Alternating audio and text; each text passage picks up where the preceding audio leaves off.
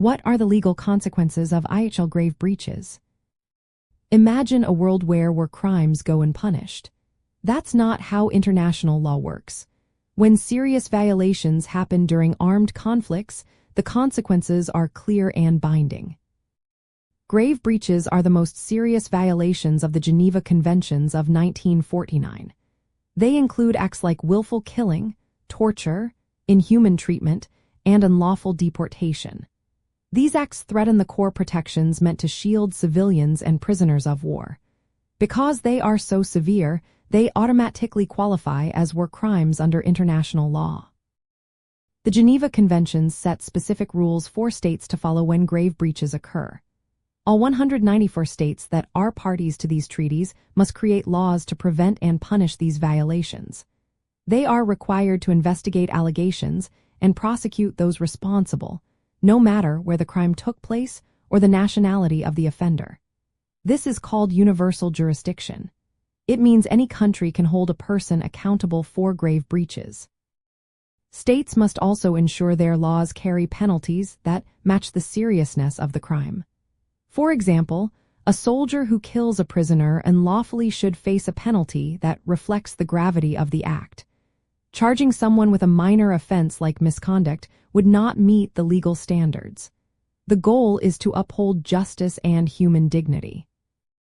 Individuals who commit grave breaches can be held personally responsible. This includes soldiers, commanders, and government officials who order or carry out these acts.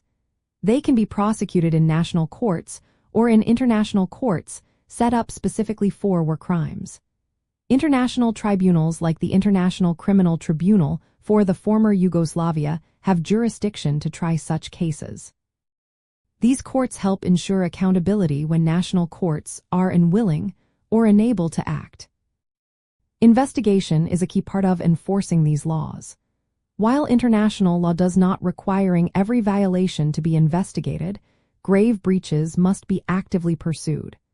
Parties to the conflict have a duty to look into allegations and bring perpetrators to justice. This helps prevent impunity and sends a message that serious violations will not be tolerated. Additional protocols I and Roman II to the Geneva Conventions expanded on these rules.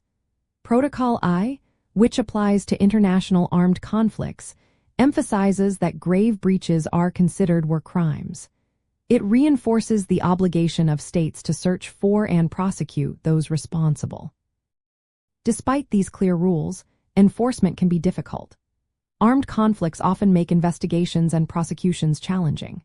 Still, the international community remains committed to holding violators accountable. The legal consequences of grave breaches include mandatory legislation, investigations, prosecutions, and international court proceedings. They serve as a reminder that serious violations of international humanitarian law will face serious consequences.